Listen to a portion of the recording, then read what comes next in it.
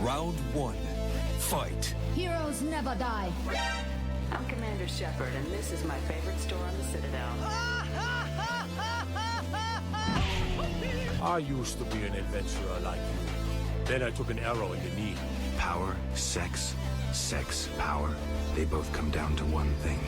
Hungry gamers.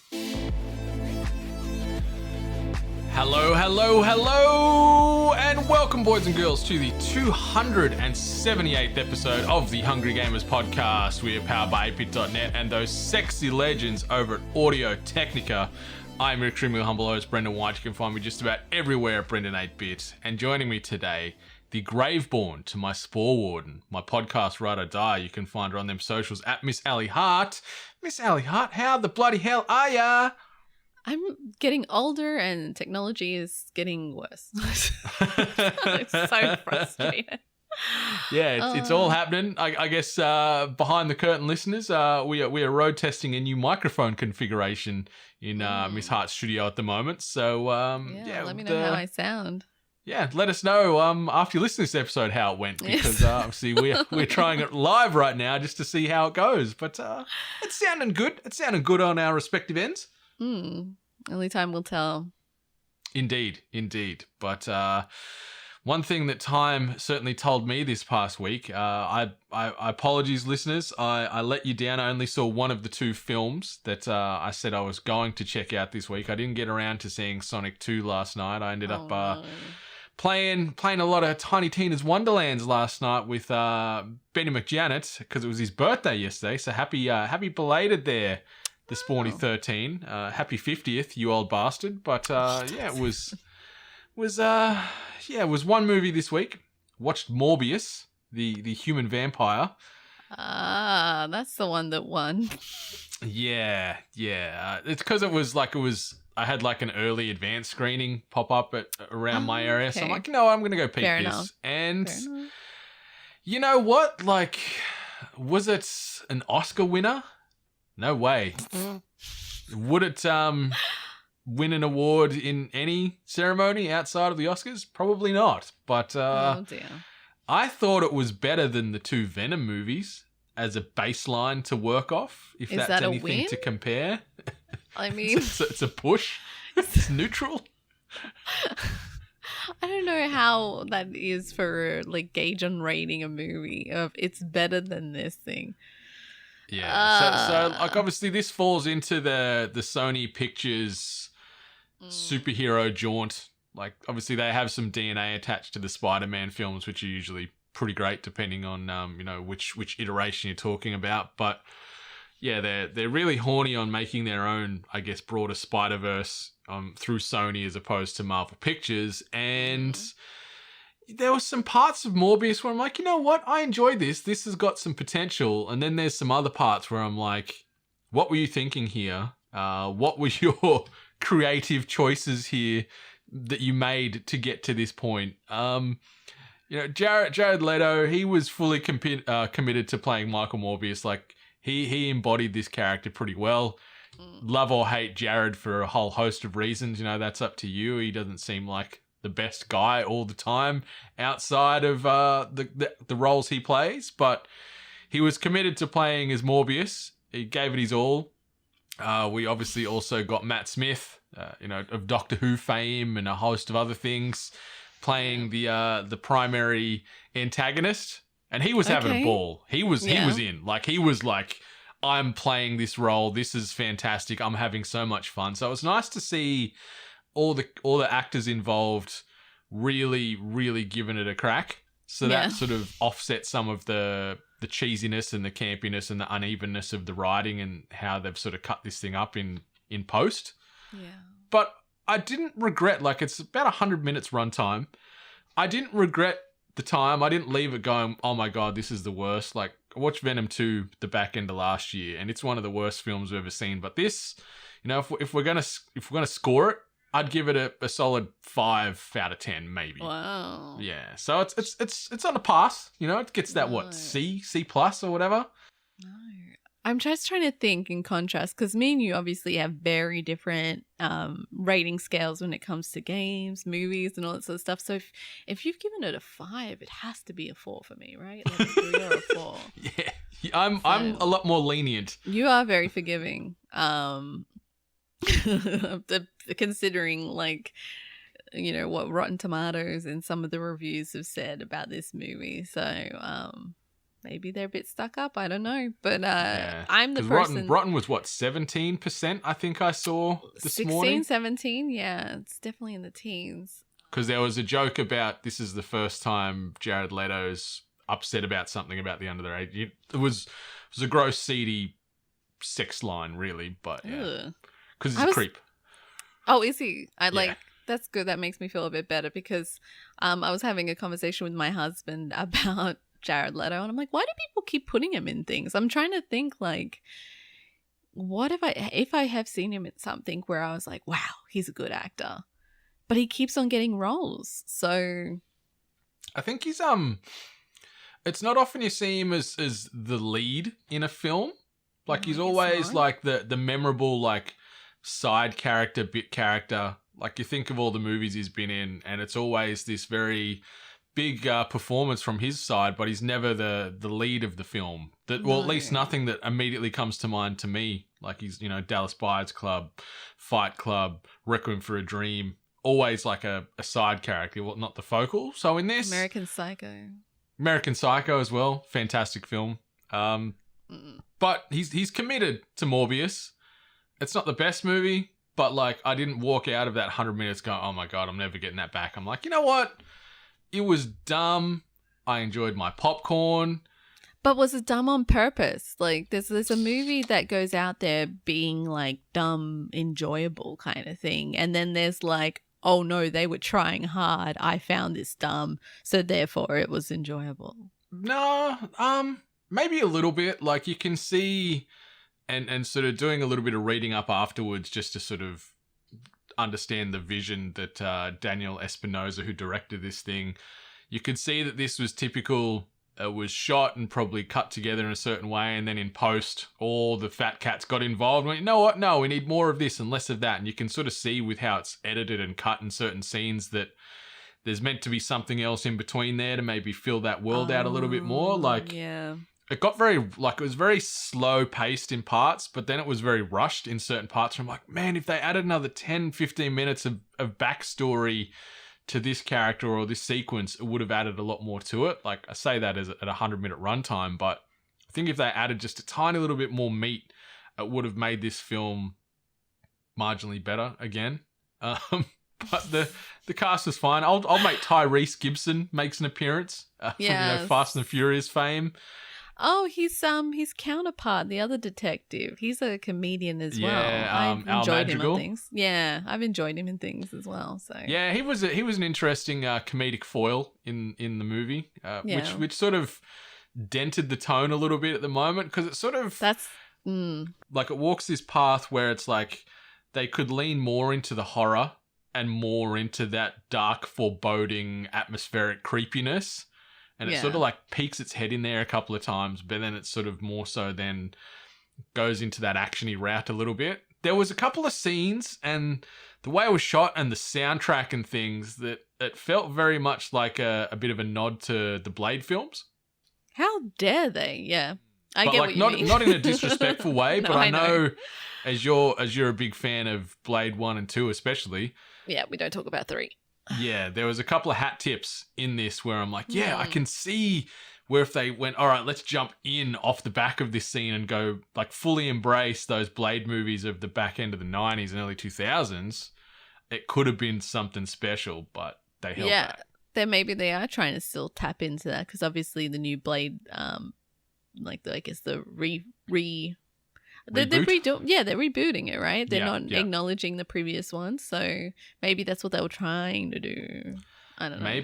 Maybe. But the movie overall, the pacing was a bit uneven, as I said. Some of the action set pieces were pretty cool, and the way that Morbius fights and uses his living vampire abilities and stuff, perfectly fine. there's some stuff that happens in the end credits. Not gonna go into detail, but you can see what they're planning to do here, as far as the grand plan that Sony wants to hatch over the coming years. Obviously, that might be dependent on the amount of money this movie makes or doesn't make. Doesn't make, yeah. From what I'm understanding and seeing from the early reports, it's got a bit of an appetite at the box office. People are going to watch it. I don't know if it's gonna, like, it's $75 million was the budget on this. So they typically need to, double and a bit that to make this thing profitable and expand further on this universe. But we'll see. We'll see. The fact that Jared Leto looks the way he does in his 50s still upsets me greatly because, that's not human. Maybe there is some vampireness actually in his normal human DNA, but it was fine. I didn't regret my time, Miss Hart. Okay. I still will not be going to see this movie. Yeah, maybe like just watch it when it pops up on whatever streamer, Watch it at home in that way. But yeah, I enjoyed my popcorn. My seat was comfy. I was very spread out and relaxed. Could have taken a nap if you really wanted to. Could have, yeah. In a few of the parts there, I'm like, yeah, I could lay down in this comfy seat. The reclining seats at my cinema there, so my legs were always stretched the best, out. Yeah. My Pepsi Max was fresh out of the soda machine. Pepsi. Yeah, no Coke at this one, which is sad. But the P Max did the job. I was happy. Fair enough. Yeah, Morbius wasn't the worst thing that I've watched in the last little while. That's for damn sure. So, yeah, I walked out of it not angry, not ecstatic. I just walked out of it nice and neutral. And I just walked out of it. Yeah, I survived.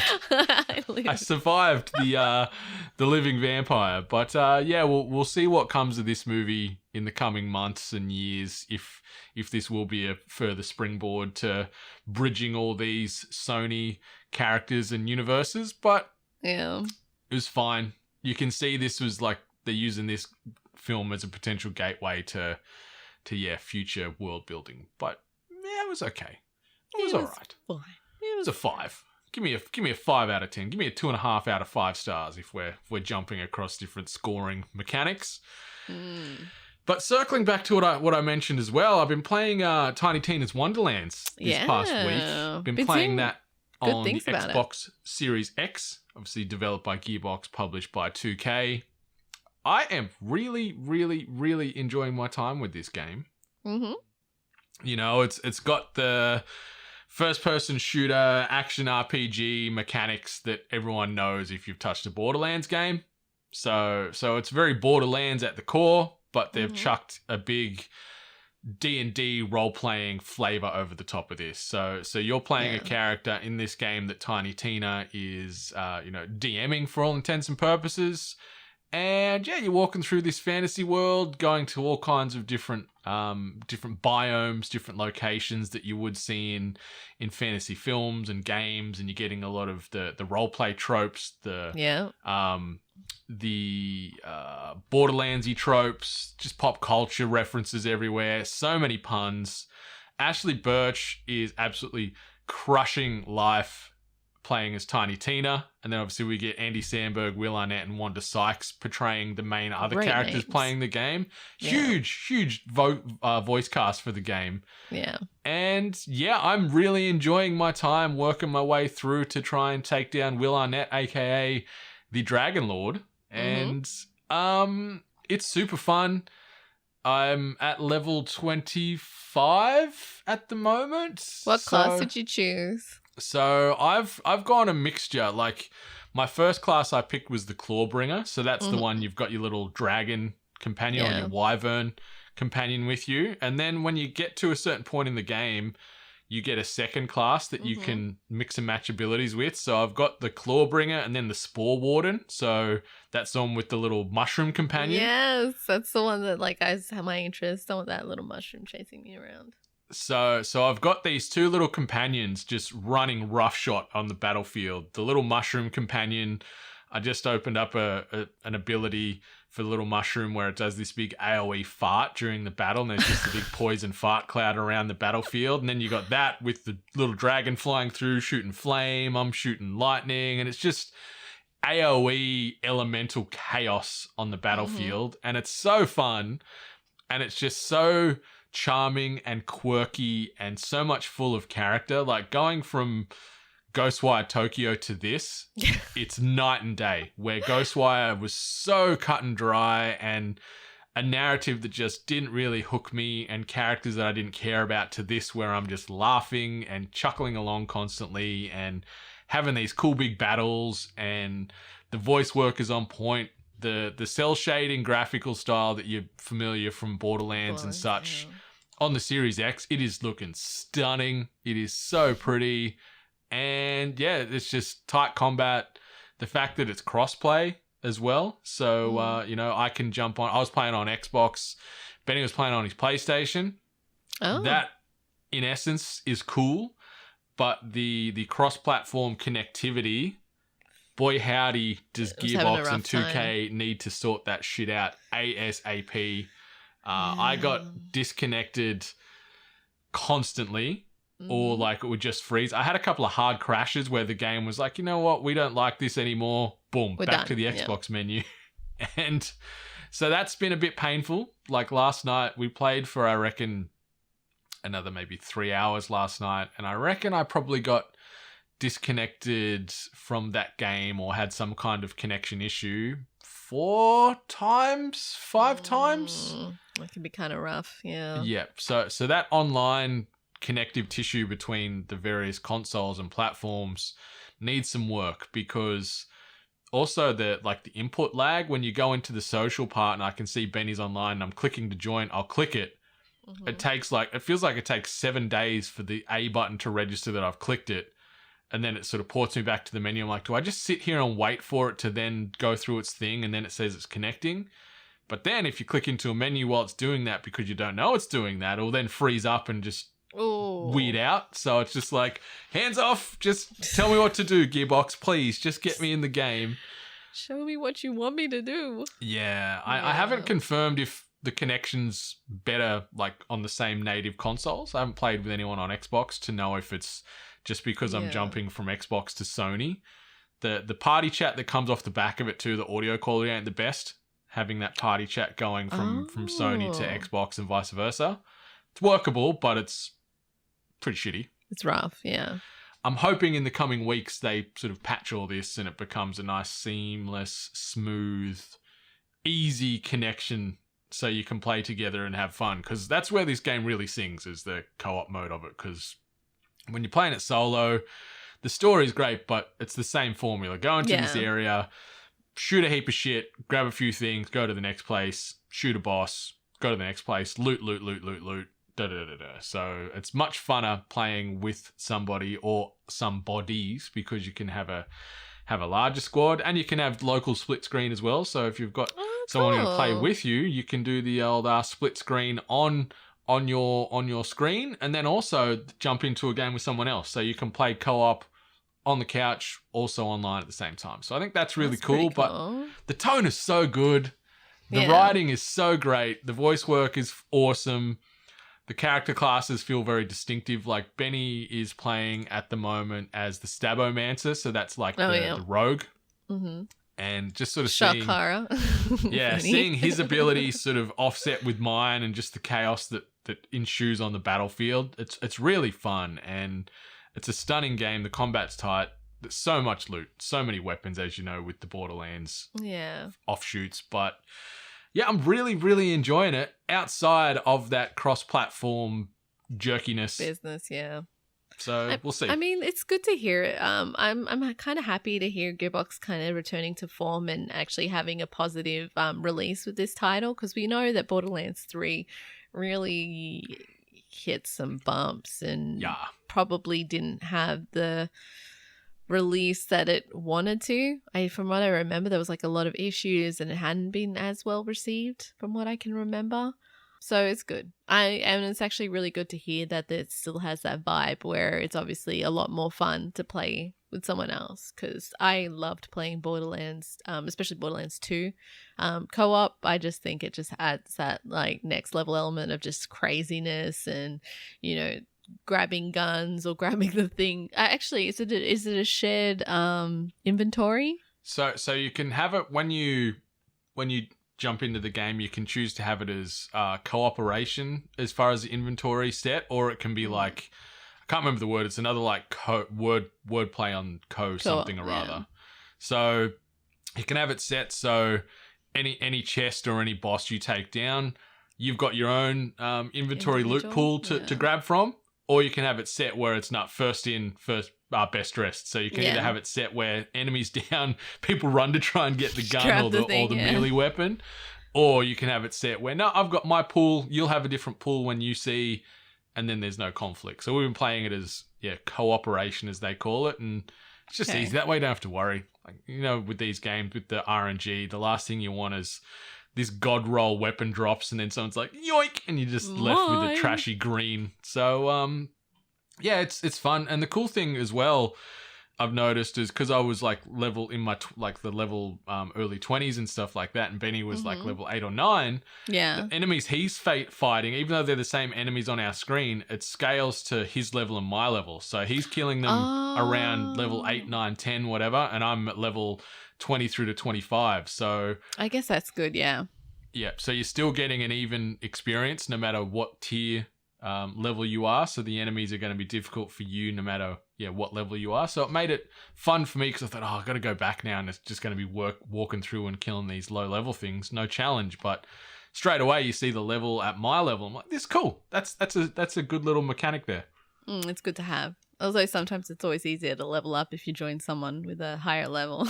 That's true. Yeah. So they've sort of eliminated that easy cheeky cheese to quick XP. But yeah, it's cool. The spell abilities and stuff like that, really awesome. The melee weapon in your other weapon slot as well is fun. So you can pick up heaps of, swords and axes and whatever, and it can be really rewarding swinging these big things and landing them big juicy crits. But yeah, it's super fun.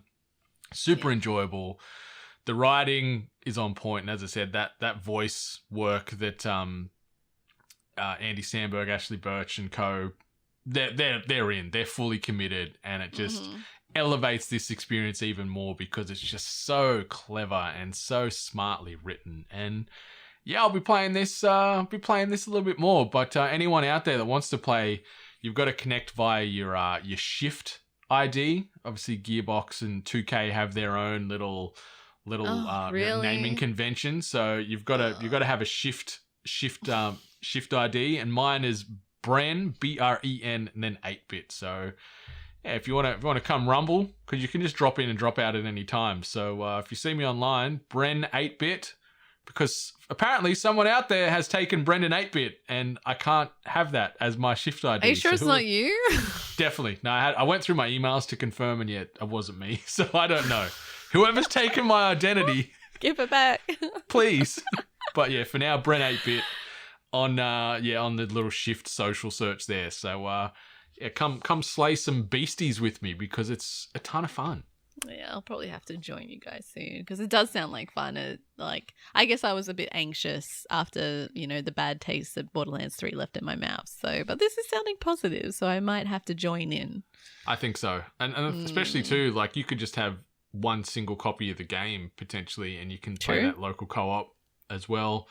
I don't know if the local co-op allows you to sort of have two characters that could level up independently and then you could jump in and jump out, or if it's going to be almost like like how they have that sort of clone offshoot in some of like the COD games and stuff where it doesn't really carry XP outside of that match ending. So I don't know, but the option's there and you can explore that as you would. But no, it's fun. Really enjoying it.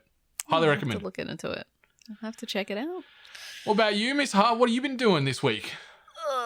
For the time that I could actually function and play a video game, I actually loaded up this title. It came out a few years ago and I think it got recommended to me. I believe someone said this is your kind of game or it looks like your kind of game. And I went, yeah, sure. Okay, whatever. And now it's on Game Pass. The game is called Paradise Killer and points to whoever that person was because they were right. It's this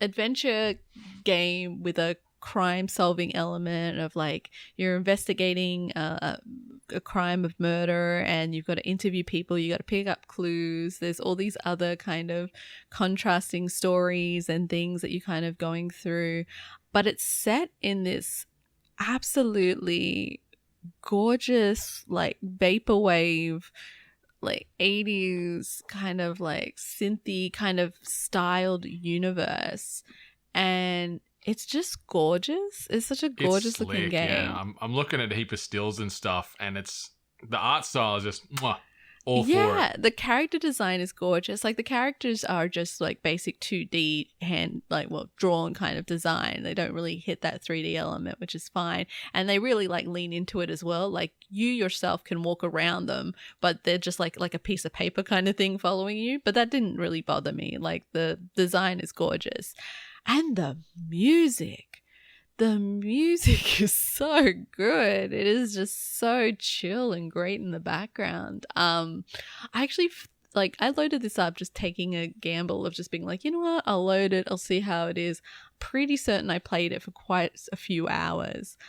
Sadly enough, I got motion sick. The universe is obviously a little bit too immersive, but so far I'm really enjoying it. I'm really invested in the story, and I like the weird quirkiness of this idea of you trying to solve a crime in this godlike generated universal island called Paradise, which, you know, if it goes defective, then the gods kind of destroy it and try and build paradise again. It's such a crazy, unique story concept built upon a detective style game. It was incredibly unique, and I'm really, really enjoying it. So, like I said, it's on Game Pass. So all our, you know, Game Pass owners there, check it out. I thought it was going to be kind of point and click, but it did encourage me to use the controller, which took some getting used to, but yeah. But those really controls nice. using the old Xbox controller felt intuitive enough. It didn't feel 12 minutes bad. Oh god, yeah, no, not as bad as that. No, I think it's just because like I kind of approached it looking like a point and click adventure, and then when it's like pick up the controller, I was like, oh, okay, but it was fine. I got used to it pretty fast, and there's like a lot of like kind of, I guess, maneuvering, like, you know, jumping and, you know, traversing kind of stuff that does probably feel better on the controller. So yeah, like it's genuinely a surprise. I'm looking forward to like playing that one, like continuing that one as well. And I was shocked to find that it actually, I thought it was going to be a short game, but I think I looked it up and someone said it took 16 hours to play. God damn. Okay. Yeah. I thought it was going to be like a shorter one, but that maybe that's like side quests and stuff too. But yeah, so looks really good. And yeah, I remember sort of seeing this pop up a few years ago, and at least I didn't give it much attention apart from like, oh, the aesthetic looks fun, but that's sort of where I left it. But then reading some of the quotes that they've sort of grabbed from various reviews, and, you know, GameSpot saying utterly unique, strange and brilliant, 9 out of 10. Windows Central, one of the most enjoyable games of 2020. Like what you said, sublime soundtrack, embodies the detective fantasy or a new standard for the detective genre. I'm like, okay. I'm listening here, Paradise Killer. And being on Game Pass, maybe I need to give this a spin once I work my way through Wonderlands. Yeah, and like I don't know how many times I just kind of stopped or, you know, paused the game just to, you know, chill out, looking on my phone and just listening to the music in the background, because it's super great. And it also incorporates that you kind of pick up new music, and then if you don't like the track playing, regardless of where you are or what you're doing, you can just change the track. So it definitely was a game that they built obviously on style and music in like appreciation and consideration. So that is an element that they wanted to obviously highlight, and they've done well, and they have every right to kind of show it off. Well, you've got my attention, that's for sure, Paradise Killer. I will give you a look in the near future, I think, because it looks like a vibe that I will thoroughly enjoy, just like you have been. Yeah, I definitely recommend it. Game Pass doesn't hurt. Amen. Anything else you've been up to this week you want to share, or should we start rock and roll into the next parts of the episode? No one wants to hear about my back pain. Let's hear something good. All right. Quick bit of housekeeping, listeners. So if you want to support us monetarily, you can do so over at ko-fi.com/we're8bit, starting from the low price of $1 per month. Get you exclusive access to content, perks, giveaways, and everything else in between. So check that out over at ko-fi.com/we-are8bit. You want to get some merchandise? Obviously, shop8bit.net is the hub to go to there for the best t-shirts, hats, hoodies, everything else in between. But if you don't want to throw some money away, which is totally fine, you can just throw us some support via way of iTunes, Spotify, or whatever podcast player you're consuming this content through. Those ratings and reviews, they take no time, cost no money, help keep the emotional lights on in our hearts. So please do that when you can. And also do that also for the other podcasts you're listening to, because it means the world to us all, and it helps keep us tracking, helps keep us charting, helps keep us relevant, all that stuff.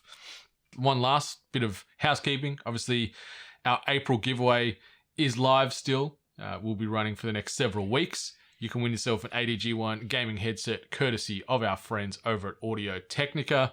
To go into the draw, you just simply need to drop us a message on the socials at weare8bit or send us an email, hello@8bit.net, using the code word, Miss Hart, which was, and still is, was Halo. You've forgotten already. Yeah. Listeners, the code word is Halo, Halo. So hit us up on the socials or on the email hello@8bit.net just to get your name into that draw to potentially win yourself a wired gaming headset from Audio Technica. Code word Halo. All right, let's... Tattoo of that on the back of my hand. That's it. Cross the knucks. Oh. All right, let's get into this. This week's news headlines. All right, the first little quick hitter. The upcoming Fallout TV series has cast Yellow Jacket star Ella Purnell in a leading role. According to Variety, the 25-year-old actress has been cast as the show's lead. However, Amazon has not released any details about said role. According to sources, however, her character is described as upbeat and uncannily direct with an all-American can-do spirit, but an intensity in her eyes says she might just be a tiny bit dangerous. Oh. I wish I get described like that to people sometimes, you know. Uncannily direct, upbeat, Australian can-do spirit, but an intensity that says I could be a little bit dangerous. That's what I want on my business card. I don't know if someone's saying that you have intensity in your eyes, because to me, if someone has intensity in their eyes, they're just full on staring. Yeah, that's true. Just right that's at true. You. The Yellow Jacket star. I was trying to figure out like who that was. She was the girl she got the really big eyes in Yellow Jackets. There's two of them that kind of had the description, but she's got the really big eyes. How else would you describe her then? She was sort of like you could say the leader of the group to begin with. Okay. But just the big eyes is what stands out for me. Okay. Huge eyes. Great actress though, Ella Purnell. She did really well in that role. So yeah, we'll see what she's up to. Obviously, we've got Walton Goggins as well in the Fallout TV show. Yeah. So they're nailing the casting as far as the theme and what they're going to do with this Fallout TV series. Who knows? But the casting is certainly on the right path. And yeah, we'll see. We'll see if she's a vault dweller. Maybe she's a mutant. Who knows? I don't know. They're giving us nothing here, but I'm excited for some Fallout, and the casting, I'm not sad about it. No, I might enjoy this series, like considering the elements of Fallout. Like I think they have the chance to actually make something pretty damn good. So fingers crossed on this one. I feel if they can get a similar tone. Did you ever watch The Road with Viggo Mortensen in it? Did I? No, I don't think I did. Yeah, No. if they can nail that tone, but chuck in some more of the insanity from Fallout with the mutations and the beasties and stuff, I think it'll be well worth a watch, because The Road, really, really good, really nails that post-apocalyptic tone, very dreary and depressing, which I think this show sort of needs to be in a lot of ways. You can't really romanticize the apocalypse, can you? But I don't know. Well, I guess you can, because Fallout games can be a bit whimsical at times when you go into certain That's what I was thinking. establishments. There is a lot of elements to like Fallout that not comedy, no dark comedy. I don't know. There's I guess like you said, like whimsy. There's a certain element of like fun in there. So I don't know. There's always some good writing and great dialogue. Some fantastic characters. So. Yeah, so we'll see. Well, as more details unfold with this Fallout TV series, we'll bring them to you here via THG. But the next bit of news, I probably shouldn't be laughing because this is, people's hard work that's gone into this. But looks like Fast and Furious Crossroads is being pulled from sale less than 2 years after it launched in August 2020. An update from Bandai Namco has confirmed that Fast and Furious Crossroads will be delisted by the end of the month, with all sales ending on April 29th of 2022.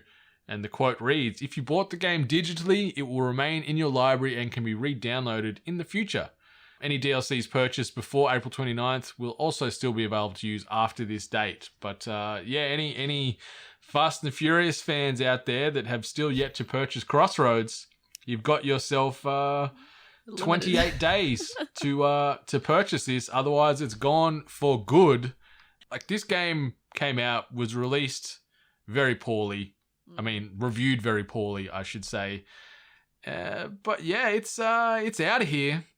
Maybe Vin cracked the shits and he's like, you know what? I don't like how I'm portrayed in this game. Rip it off the shelves.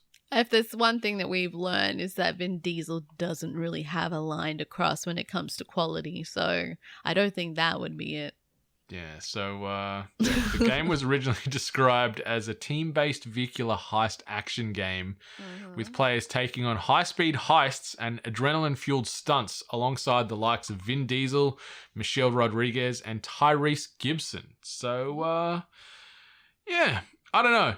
I don't know the inner semantics as to why this thing's getting pulled 2 years after sale. Like, maybe I don't know much about the game at all. And as far as those high-speed heists, is that something you play online with friends? Maybe they just don't want to be funding the servers to host these games. Oh, that would be bad, though. Wouldn't it render the game useless if that's what it falls upon? Yeah, I don't know. I reckon Vin's just done something Vin Diesel-esque and thrown his toys out of the cot. We still got to see him in Ark, right? Yeah, God, yeah, that's gonna be a thing. That's going to be a thing too. But yeah, anyone that's been waiting to pick up Fast and Furious Crossroads on sale, maybe get on there and get it while you can. Yeah, you've got 4 weeks at time of recording. Otherwise, it's gone for good. In much better news, Heart Machine has revealed Hyperlight Breaker, a 3D co-op focused game set in the same world as the cult classic Hyperlight Drifter. It's coming to Steam Early Access in spring of 2023. Heck yeah, really enjoyed Hyperlight Drifter. It's a genre that I'm still learning to get good at and appreciate, but this game is tons of fun, and a co-op equivalent to Hyperlight Drifter, I am in. Yeah. It's always good to see co-op games come out, because there was a stage where it just felt like every game that came out was like not co-op, like a co-op story, I guess is the best way to say it, because working together on a shared objective is much more fun than just kind of just butt-assing around doing your own thing. So most definitely. And maybe it'll take some of the stress out of these roguelites and stuff, where if you're playing together, it's not going to be as intense, because maybe the enemies can be sort of divided amongst you and your co-op partner, as opposed to just all of them coming at you all the time. So we shall see. The next one, Sony has reportedly filed a new trademark for its Knack series. The trademark was filed in Japan on the 17th of March, with the filing made public earlier this week. The filing itself doesn't give much away. In fact, it is literally just the word Knack, but it has started speculation that Sony may be gearing up to release a 3rd installment to its platformer series. However, please do not get your hopes up too far. While this could be a sign that Knack 3 is coming, there's also every chance that this is just a little bit of housekeeping from Sony. So we talked about this before we hit record here. We're not in the Knack train. I have zero skin in the Knack game. Never played the first 2. Do not ever care if I never play the first 2. But it seems the gaming community en masse has a soft spot for this game or this franchise and want more of it all the time. I'm very curious what about it makes it such a, I don't know if it's just a cult classic or if it was just genuinely a spectacular series so far, with only having 2. But yeah, a lot of people got really excited at the announcement of this trademark going up. So yeah, I have no idea. It should be interesting to see if something comes from it. Maybe I need to look into this game. I don't know if anyone out there wants to do the elevator pitch on why this is a must-play game, if it is playable, to be honest. But yeah. Yeah, someone sell us on the Knack IP and why it's so great. Because I don't get it. I know there's it's a big, at least for me, I see a lot of Knack talk coming off the back of Kinda Funny in their community because this game or this franchise has a lot of special memories attached to it from that world and the people involved in Kinda Funny. But yeah, Knack just don't move the needle for me, but doesn't mean that the game or the franchise isn't great. I just don't care about it at the moment because I've had nothing to do with it. Yeah. Pitch us on them socials. At We're 8-Bit, at Miss Ellie Hart, at Brendan 8-Bit. All right, the next bit of news, surprising but not surprising at the same time, you could say. After previously cancelling its in-person E3 2022 event, the ESA has now informed its partners that there will be no digital event equivalent this year either, meaning E3 is fully cancelled. The news broke via a tweet this morning from Razer PR lead Will Powers, who said that an email had been sent out announcing the cancellation. IGN has gone on to since independently verify the contents of the email as well. The ESA has originally planned for an in-person E3 event this year after having no event in 2020 due to COVID-19 and a digital one in 2021. However, this was cancelled in January, with the ESA at the time unable to make a public statement on whether or not there would be a digital equivalent.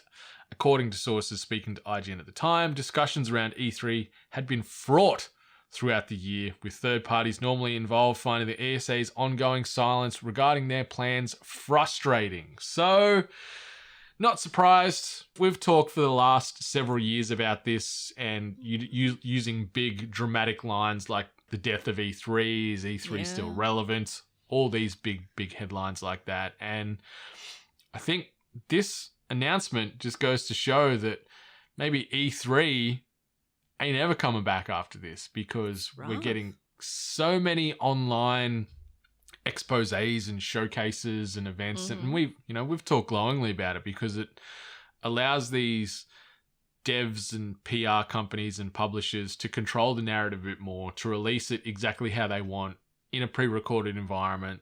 Things being live can sometimes end in disaster, as we all know. Yeah. So E3 and their cash-grabbing antics and their leaking of credentials and people's information. Yeah, personal information and all that. I think it's just led to the ESA losing more and more favor from the gaming community as a whole. And I don't know if 2023 will see the return of E3. I'm going to say a bold statement right here, and I'd say E3, you dead. You gone. That's sad. I really wanted to at least make it to one E3. I noticed that when this kind of started bubbling up on Twitter, there was the biggest confirmation was from Jeff Keighley just doing like a smiley winky face, I think it was, that he posted. Smug little bastard. Yeah, I know, right?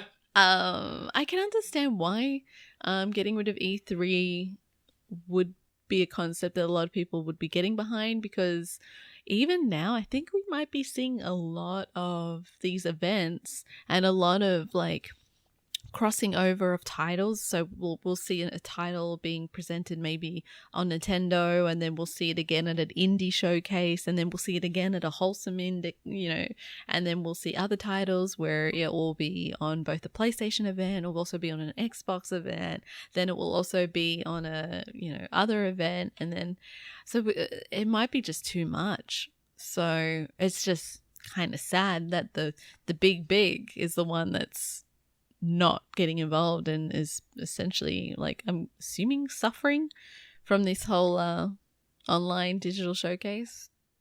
Yeah, like I think it's not often you see the big giants of industry as the ones that fall by the wayside. Usually they just gobble up everything else, and it's the smaller entities that sort of end up dying out or getting consumed. But yeah, in this stage, I think, as you mentioned, because there are so many targeted events and we're seeing so much repetition and re-showing of IPs, like you're talking about a game that, it was showcased at a Sony State of Play, and then you see it at an indie showcase, and it's over here, and it's over here. There's no need for this big, giant tentpole event anymore.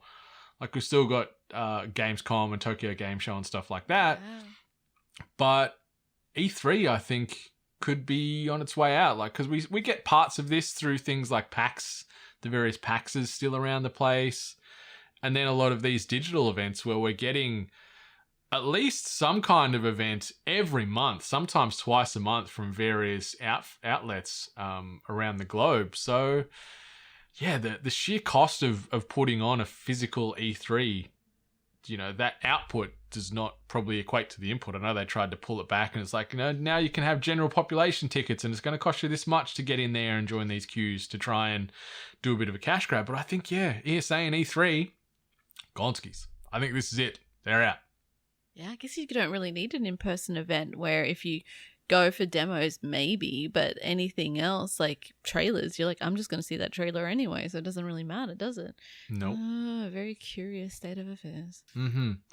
Yeah, we've been spitballing about the E3 future for several years now, and yeah, it feels like this is slowly getting lowered into its grave at the moment. People are on the edges of the coffin, just easing it down in there at the moment, pulling the rope or whatever you do. And E3,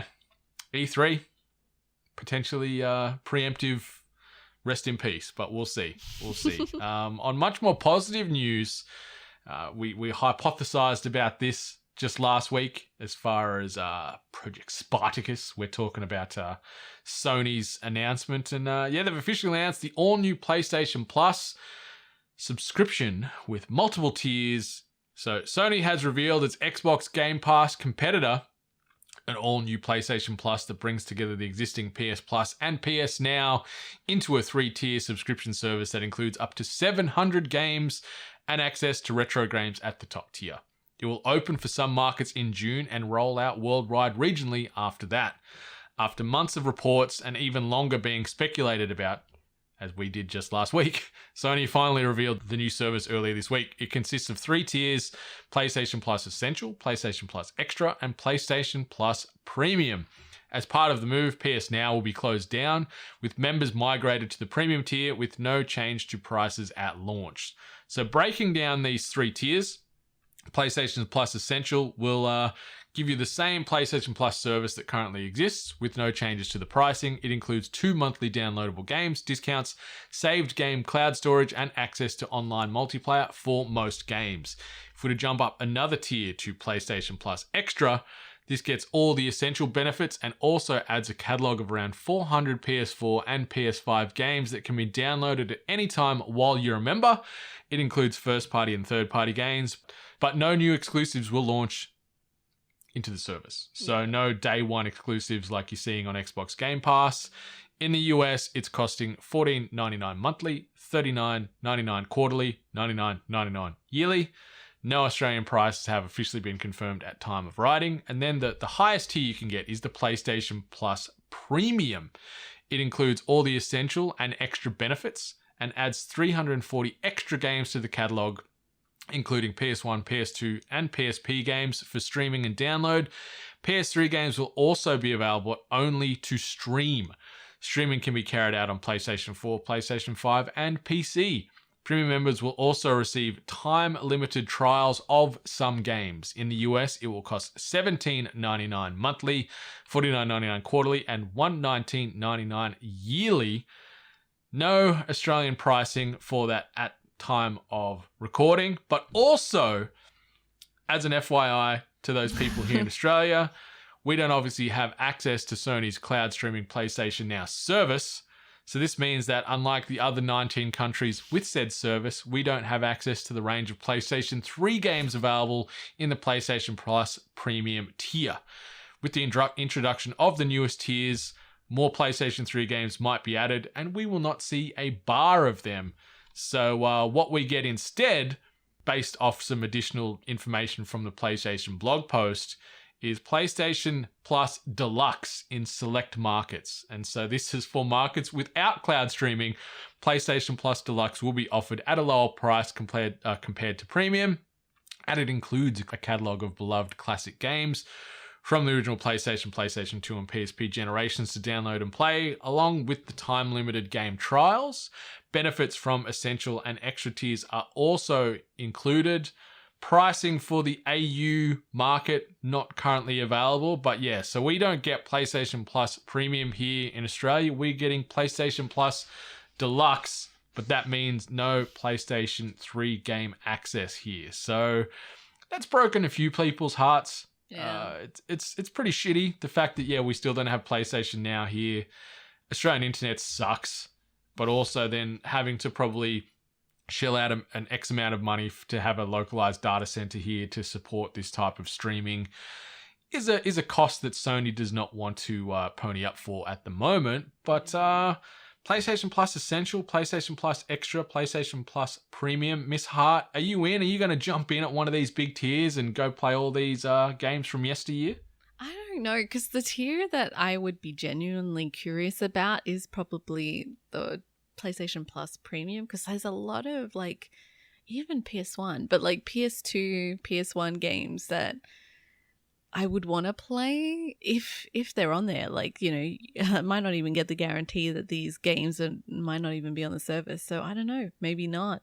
I also don't think I'll be streaming PS3 games, which was an interesting choice. There's been a lot of articles and a lot of comments out there about the poor execution of that, and that the only way people can play PS3 games is through emulation. But that's just another thing. So I don't know. I probably not. I doubt the PlayStation Plus Extra, which is, I guess, essentially Game Pass, I guess. I don't know how much of the titles would be like crossing between Game Pass and PlayStation. So I don't know. I'll have to, I guess, once it gets closer to the time of release and we start getting a little bit more information of what to expect, maybe I will consider. It's very interesting. Like, it's cool to see Sony make a pro-consumer move, if you want to use some marketing spin there. But yeah, it's not a huge needle mover in a lot of ways for me. Like the pricing point, especially, like if we're going to get the PlayStation Premium Deluxe, which is listed at $17.99 monthly for the premium version US. So if we're going to be paying potentially $20 a month, you'd say here in Australia, just spitballing, maybe $20 to $25 a month, where we're paying $10 a month for Game Pass, or, you know, if we're going to say US, $14.99 for Game Pass Ultimate, which is PC and Xbox, you know, paying an extra 50 odd % on top, that's money's money. It all adds up. And that's the killer with these streamers. Like, you combine this then with your TV streaming services that you're utilizing. Yeah. It's a lot of money where we're shelling out every month and every year to get access to these brilliant services. There's no family plan available for this at the moment. I know Xbox have sort of just said they're looking at something in the near future. Discussing it, yeah. But it's kind of cool. I like that we're getting access to older games, what those older games are. You know, they haven't provided full list yet, but being able to go back and play a lot of the games we grew up on from the older generations, that's awesome for streaming and or download. So depending on where you are in the world, it's kind of cool that you could stream them, or if you just kick it and just download it locally to the hard drive, get your playthrough, delete it onto the next game. Like, it's awesome. I like that. The pricing's a little high for me, I think, for what you get. The no day one releases for those Sony exclusives. I wonder if that might change, or maybe once in a while they'll give us a little cookie and be like, here you go, here's Sony exclusive franchise, blah blah blah. You can get it day one if you're part of the PlayStation Plus Premium or PlayStation Plus Deluxe crew. Because that's the biggest sell point for me with Game Pass, is any day one game that's coming out that's a Microsoft owned studio, you get it included in that bundle. And it's such a huge benefit. Like, yeah, having all these retro games in my back catalog for even Xbox. Like, I don't play a ton of the retro ones like where you can play your Xbox and Xbox 360 games. That's awesome, but it's not for me. So it's not like the big needle mover for me. It's the fact that I could get a half a dozen Xbox Day One exclusives included in my $10 a month or $15 a month fee. That's the big sell point for me. So hopefully Sony might look at that in the future and add it in, because that's where the real value comes from, I think. I think so too. Like as I kind of mentioned earlier in the podcast, is that for me with these services, it's all about investing in the opportunity of trying games that you normally wouldn't try, and having that catalog open to you. And obviously, the risk in trying these titles is gone because it's already paid for. So I don't know. Like I said, I need to kind of see what PlayStation is offering and like what titles to expect, especially if they are going to also release some of these older titles. Like if there's no Buster Groove, then I don't care. Maybe this is the perfect opportunity for us to go and play Knack 1 or 2. Oh yeah, included in maybe this then service, we can. Connecting the dots there. One thing I also wanted to shine a light on with this is that Sony are offering the discounted price if you pay it in a yearly rate as opposed to the monthly. So there is some extra value there. We're going from $9.99 for the essential, but if you go to the per year, it's $59.99. So you're saving yourself a good chunk of money if you want to throw that subscription fee out the door as far as the monthly rate and just go, I'm going to buy 12 months. I'm going to commit to a year at least. You're going to save yourself a good chunk of cash that way. So that's one thing that Xbox doesn't do. It's monthly only. So you can't get sort of a discounted rate buying 12 months in advance. So that's a smart move by Sony as well, because it's going to keep people in that ecosystem for at least 12 months, but also save said people some money, but also guarantee a good chunk of money for Sony too. So everybody wins. Yeah. The naming's confusing though, like PlayStation Plus Essential, Plus Extra, Plus Premium, Plus Premium, then Premium Deluxe. Like, it's consistent but very wordy. But there's some value there. Having potentially 700 games of yesteryear at your fingertips, it's a big win overall for gamers. So well done to Sony. Not going to completely poo-poo the idea here. I think it's got a lot of merit. So we'd love to hear from the listeners, get some feedback. Is this something you're excited for? What's the tier for you? Are you going to look at Essential or Extra, or are you going to pony up the extra cash to go to Premium Deluxe? Where's the value sit for you? Where's the sweet spot? Hit us up, because I'd love to get some broader opinions on it to see where this announcement ultimately landed for you all. Just realized Sony is the last one. Even Nintendo did it before Sony. They did. That's wild. Like, don't get me wrong that Switch Online is a bit of a mess. Oh, yeah. The price point's super cheap. It probably justifies the messiness there. But, yeah, you get some value out of all of the big three now. But, things like Xbox still gets like EA Play included in there. There's nothing like that. But maybe we'll see that with Sony down the line, where we'll see some collab with other publishers and developers and their online services too getting bundled in with Plus Essential, Plus Extra, Plus Premium, or Premium Deluxe, wherever we go. I don't know. But good times. Good times. If you don't want to wait until Plus Premium eventually makes it to the Australian shores in maybe 2025, we've got you covered. New releases and events. This coming week, we've got another smattering of Bytecast episodes dropping on the airwaves. So you can check out Miss Ali Hart's debut Bytecast episode dropping this coming week. We talk all things sweet and tasty on there. We've also got Nobu from Game Sushi's episode dropping, as well as a couple of rapid reviews on there. So Bytecast on those podcast RSS feeds. Go check that out. As far as TV or streamers, there's no new shows debuting this week. Like, looking at the forecast for April releases, from the middle to the back end of April, there's a ton of new shows and stuff and seasonal returns dropping that we'll talk about over the coming weeks. But as far as this next weekly release cycle, it's just, the next episode of Moon Knight. We didn't even talk about that. Did you watch the first episode of Moon Knight yet? No, I did not. I did. I enjoyed it. Far better than Morbius. Not saying much from what I said earlier, but... everything's just like low stacking. Yeah. But... Ethan Hawke, Oscar Isaac. Yeah. They're committed. They're in. And I'm in too. Yeah. I'll ignore the reviews. Yeah, now check it out. It's very interesting. Conceptually, it's very different to a lot of the stuff they've done, and I'm for it. So I'm keen to see what they do with episode 2, because the way episode 1 ended, I was like, yes! Oh, it's credits. Shit. I want more. So now I got to wait till next week. Movies coming out this coming week. We've got Rabbit Academy. If you've got some kids or you wanted to watch something a bit more accessible and animated, that's coming out. Also, Ambulance, the next Jake Gyllenhaal film. Yeah. And then The Secrets of Dumbledore is coming out as well. The next iteration in the Harry Potter universe, or, prequel prior to the mainline Harry Potter films. As far as games coming out this week, Lego Star Wars The Skywalker Saga is out this week. MLB The Show 22. Chinatown Detective Agency.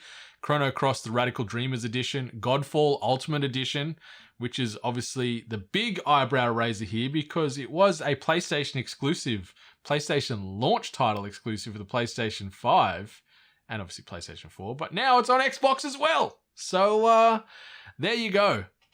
Sherlock Holmes, The Devil's Daughter, making its way to Switch. Slipstream is also out. And then the last one, the House of the Dead remake on the Nintendo Switch.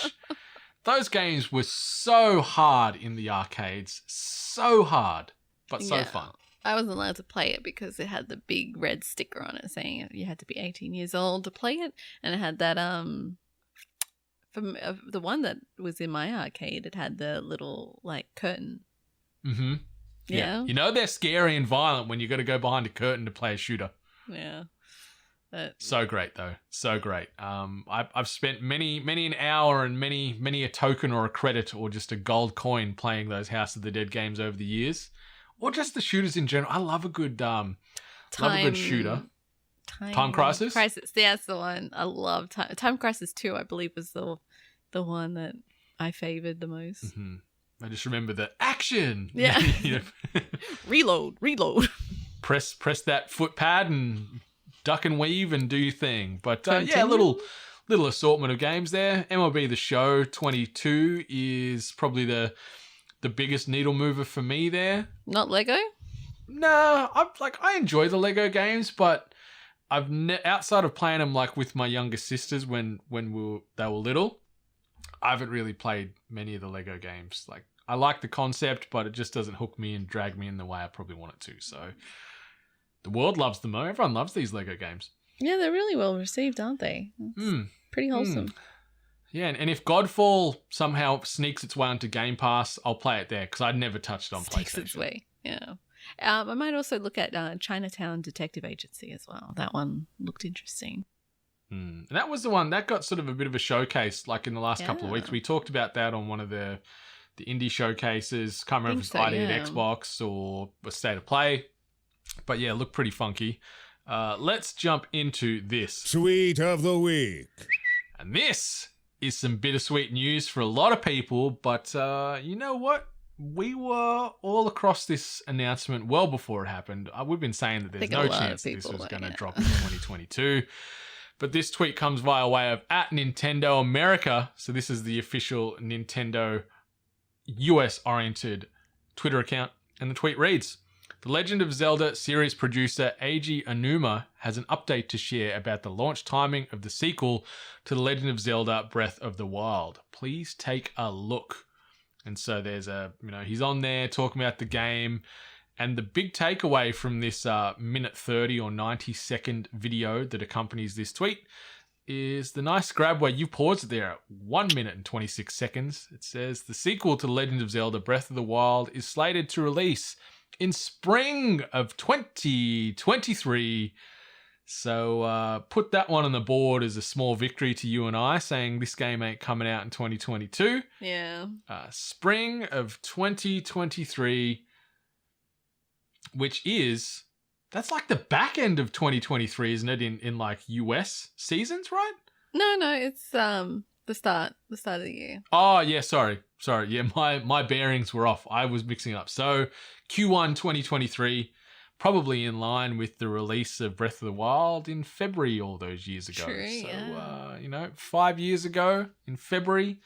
It's going to be 6 years by the time 2023 rolls around. So, I'm going to say February. Sometime February, Breath of the Wild 2. Yeah, that makes sense. It was really sad though. There was a lot of posts that kind of followed after this saying congratulations to Elden Ring for Game of the Year. Yeah, I saw that, had a chuckle, and I'm like, Horizon Forbidden West is the Game of the Year, you sons of bitches. No, I don't know. Elden Ring. I'll die on that hill. Elden Ring's had quite the... Yeah, it's like, I know everyone talks about it, but there's just so many things that keep on coming up that people keep on discovering in that game. And like, I wish I was good at it. I really, really, really wish I was good at it. But I wasn't. But it's great just following up all this sort of stuff that still is coming from this game. I see. I can understand why people think it's going to get Game of the Year. Oh yeah, me too. Like, we've talked for hours on this game over the last month or two since sort of getting our hands on it, and also just leading up to it. And yeah, I can totally get behind people saying it's Game of the Year and it's 97 on Metacritic and all that stuff, but it's just a formula that I'm still yet to perfect. I'm enjoying my time with it, but when I'm comparing it to the enjoyment I had in Forbidden West, night and day. Not disrespecting Elden Ring, really enjoy it. Still going to keep playing it. Still want to try and maybe finish it one day. Naive optimism, yeah. Maybe at least kill more bosses. I'm going to keep living through my husband because, like, he's nailing it. He's so overpowered. Like, no, he's not overpowered, but, like, it's getting really awkward where I'll be, like, giving him tips like, okay, now you need to watch out for this guy. And then he just goes in there and slices them like butter. I'm like, well, shit. I was talking to a friend of mine, Aaron, during the week, and he's sort of progressing through Elden Ring, and he's a sort of a first timer to that sort of type of game as well, as far as really giving it a proper crack. And the big thing that sort of we talked about on it is it's not about panic rolling or panic parrying or blocking. It's all in timing and rhythm. Like, you can't just spam roll to get out of the way. You need to time it with that spell where it's just going to come past you or the blade's going to swing at you at that exact moment. Then you've got to get the roll going to sort of not only then waste your endurance and your stamina, but be able to then counter and stuff. So it's very much about rhythm and staying cool, calm, and collected, which I struggle to do in this game. My heart is like beating out of my chest when I play this damn game. I'm a FPS person. Like, I want to go in there guns blazing. Like, don't tell me that I have to like strategically plan stuff. No, I just want to go in there and kill. Alas. But yeah, it's a great game. And it's probably going to win a high percentage of Game of the Year awards across every major outlet out there. And, power to From Software and everyone involved. And good luck to every other title that was scheduled for 2023. Yeah. Breath of the Wild 2 coming in spring of 2023. So, yeah, put it on the board. I'm saying February, maybe back half of February 2023, we're going to see Breath of the Wild 2. So, Miss Hart, that brings us to the end of THG 278. Anything else you wanted to say or shout out before we close down the studio for another week? No, just keeping my eyes on the reviews for both Sonic and I guess Morbius. But I'm going to see what I can do about getting into seeing some Sonic the Hedgehog. You got to hurry up and watch the first one first. Going to Disneyland next week, so get to hear about that. Yeah. That's awesome. Hopefully your back's better.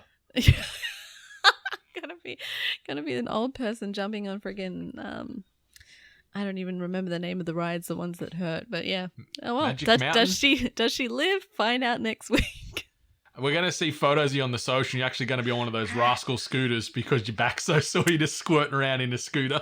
You know what? If it gets me to the front of the line, let's keep it at that. Disneyland's great.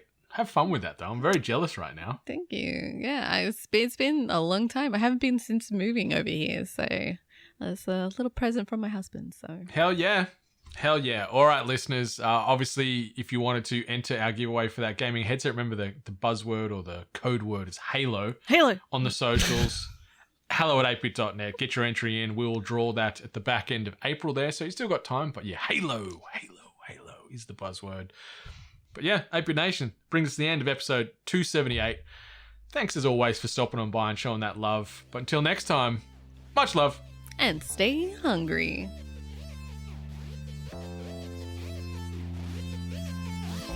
You've been listening to The Hungry Gamers, one of many gaming and geek culture related podcasts from the 8-Bit Collective over on 8bit.net. Check out more episodes on your podcast service of choice. And while you're there, please be sure to rate and subscribe.